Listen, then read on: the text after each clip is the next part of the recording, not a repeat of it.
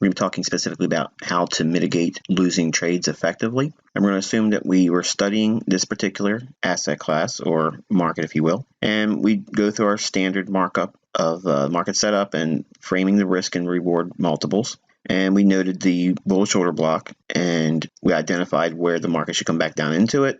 And we identified the mean threshold and hypothetical long entry on the secondary bullish order block.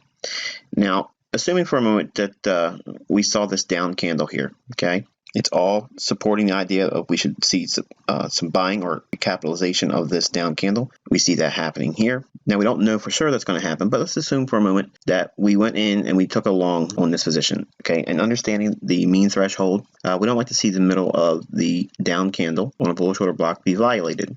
Because some of you are all new and there are chances that you'll probably take the trade and want to have a stop loss just a little bit below this mean threshold. And there's nothing wrong with that normally.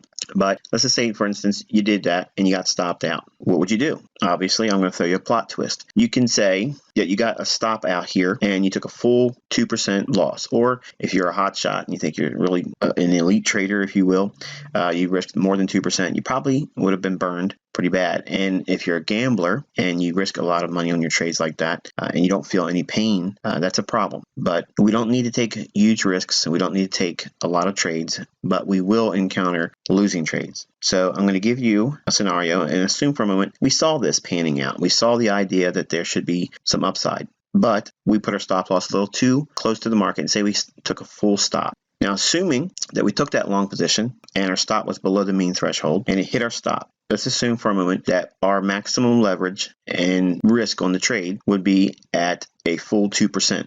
Well, that means we'd have to take another look at the same trade and reevaluate whether or not it's something we can still trade. Obviously, we had our mindset on this potential setup initially, but if the trade hasn't completely unraveled, just because it swept us out below the mean threshold on our initial try going long, it doesn't mean the trade's completely no longer viable. It just means that we probably were just inaccurate in terms of where our stop loss was placed, and we had to take another basically stab at it. So now we can take a look at that new order block that forms with this down candle. Price trades away through it on this candle right here. It trades above that down candle. So when it does that, that authorizes any new return to this down candle as a buying opportunity. Mark comes down into it here. Okay, we can take a long position here. Okay, and now this time we're going to allow a little bit more movement against us, okay, because we still would have a strong conviction, or hypothetically, a strong conviction that the market should move higher. The difference is we're going to go about our leverage a little bit differently, and we're going to allow ourselves a little bit more movement against us. We're not going to be so high strung about getting an ultra tight stop loss. This time, our stop loss is going to actually be below the order block that we're framing our trade around. So the market has created a down candle, showed him willingness to run away off support of a previous down candle, which is a bullish order block. We saw willingness to capitalize buying with the movement away from this here. Came back down. We want to be a buyer right in here at the top of that candle. Okay, so if we did that and we used the bottom of the candle as our stop loss, what are we going to do differently with this? Well, we're going to go long with 1/2 of the position size we used on the initial loss. So for instance, if we took a initial loss of 2% on the first trade, we have to go down to 1%. If we were trading with 1% and we took a full loss on the initial trade, we would have to drop down to 1/2 of 1% of our total equity base. Now, if the initial loss was 2% of the equity base, this trade, again, would be 1% of the equity base in total risk. So we're defining the trade by entering at the top of this body's, or this down candle, right at the opening. So we would be getting long in here, okay? If we were to elect to use this down candle as an entry, we could see the return back down into this down candle as well using that. Either way, we're going to use this range defined by the opening of this down candle or the top of this down candle as our entry. Either instance on this movement down or this movement down in here would have given the fill. This is our total risk, stop below the order block. Main thing is we're using 1/2 of the leverage and position size that we used on the initial loss. So we're defining our trade with this in terms of the risk. Now, all we're going to do is refer back to the original idea of that trade where we first took a loss hypothetically, and we're going to frame out the idea that the same thing would be seen, hopefully, if we're right in our directional premise. With one movement up, that would be a multiple of R1. So if we have 1% at risk, defined by the entry in here and the stop below here, once we get to this price point here, we're already at 1% return. So we got half of our initial loss back in open profit. Once we get one more standard deviation from what our risk is defined by, we're already at 2% mitigated. In other words, our losing trade that we just had using half of the initial risk is already mitigated. Now, at this point here, this is one of those instances, if you're a new trader, this is where you want to consider taking the trade off. And I can't stress this enough. Sometimes it's just good to get back to even and relax and then regroup, especially if you're late in the week. For instance, say you've been trading all week and you took a loss and it's a Thursday or Friday now, and you get the opportunity to get that 2% full stop out back.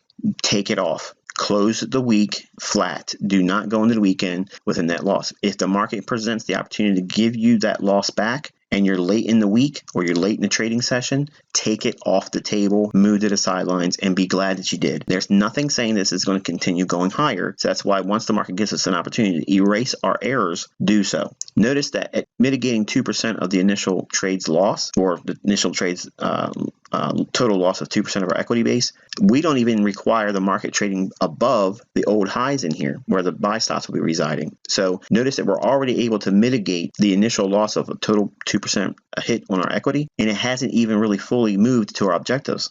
Obviously, with a multiple of 3R, we are now in new territory. So now we've made a new net gain. If you're going to allow the position and not listen to what I just suggested, this is where you want to trail the stop loss up to where you can no longer lose back below open profit of the 2% loss. Once it's been mitigated, you're going to lock that in. So your trailing stop loss will be placed right there, and you would not permit the market to come back against you. And if it stops you out, it stops you out. Bottom line is you're not willing to go back down below. If it gives an opportunity to recoup the drawdown, take it or lock it in so it cannot take you back down below your equity reference point before the drawdown ensued. Once we get a multiple of R3, okay, in my opinion, that's about where you want to take your profits and square it off. So either you take it off once you mitigate your loss entirely when you get R2, okay, because that's going to basically pay you back whatever your loss was percentage-wise. Even if you cut that trade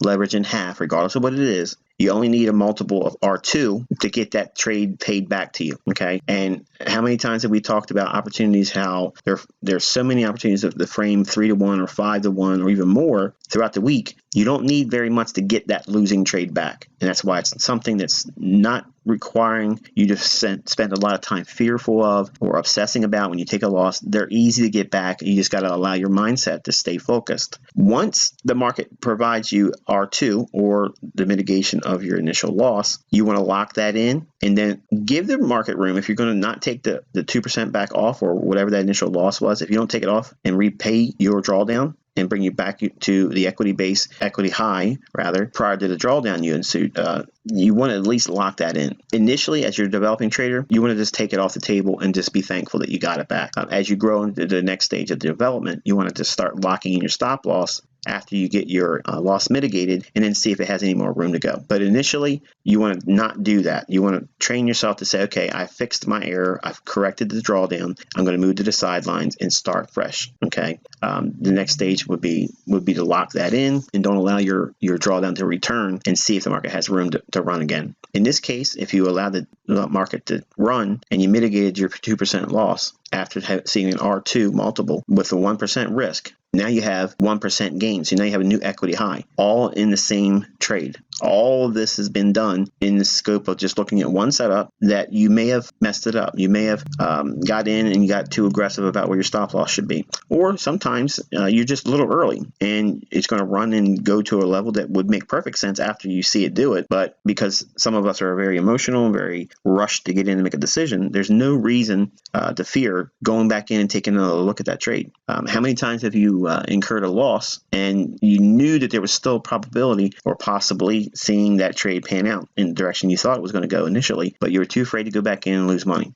If you drop down your amount of leverage and your total risk, cut it in half. Okay, let's play devil's advocate just for a moment. Say we bought this one here. Okay, we bought this one here, and then we used the mean threshold as a stop, and it stopped us out here. And then we used this down candle when price ran back down into it. Okay, we went long, and say for instance, we did the same thing. We were using this middle of this candle here, and we want to have ultra short-term stop loss, and it came down against us and squeezed us out, or maybe it scared us. Okay, and the market runs again. When it comes back down into this order block here, that would be another opportunity. So if you started with what? If you started with 2% here on this trade here, and you got knocked out and you had a full stop, the likelihood of you having that probably next to impossible, but we're going to say you took a full stop at 2% here on this stop. Say you took a 1% full hit here on this, being aggressive, trying to place your stop way too short at the mean threshold, okay, and you get stopped out again. You would have to go down to 1/2% right here, okay? So again, with that same mindset, if we were using an entry on this basis and the stop would have to go be below this low now, look at the range between this candle's opening right here and this low. Think about that in terms of the range. That would be your risk, okay? Watch what happens. There's 1/2%, 1%, 1.5%, 2%. You still would have made back your 2% just on that run here. So your initial large hit of 2%, even with 1/2%, would have been mitigated. So then you would only be down what? 1%. And you can actually let the market run or take another setup. It doesn't have to come back in all one trade. In other words, one trade doesn't have to erase all of your losses. But don't think that you can't make the money back or mitigate the losses, okay, without increasing more risk. You can actually do it by reducing risk. And I taught this principle years ago online, and folks that saw it, they were like, this is stupid. Why would I want to cut my risk or my leverage down after a losing trade? Well, it's because equity preservation is the #1 rule in this game. And we don't know with any absolution that our trade's going to be profitable. So why would any trader think like a moron and not dial back their leverage? If they take a losing trade, that means you're doing something wrong. The likelihood of you going in and making a winning trade on the next trade as a new trader, highly unlikely, because you're going to be in a rush to get back to square one. You want to get that loss back right away. Emotionally, psychologically, that's what you're thinking. But it's not necessary to get it back on the next trade. But in this example, it's very important that we can see that getting to that R3, you can get back your full 2%. If that was the case, you don't need to have increased leverage. You don't have to increase your risk, but you do have to have patience to allow that loss to be mitigated. And you don't need to do it by scaling up your risk. You actually do it by scaling back your risk. Because if, say, for instance, that your first hit at 2%, you took a 2% loss, how do you know that's not a beginning of a 10-string losing? In other words, what's to say you don't get 9 more losing trades in a row? It can happen to you. It can happen to me. It can happen to anyone. So if you do that and you keep going at 2% or worse, you increase your risk. You're throwing good money after bad. You're building toxic thinking. You're allowing yourself to be beaten down emotionally. You're going to spend a lot of mental capital, and you're going to grow into fear-based trading. And we already spoke about fear-based trading, what that does in the previous lesson. And we don't trade with that. We want to avoid that mindset.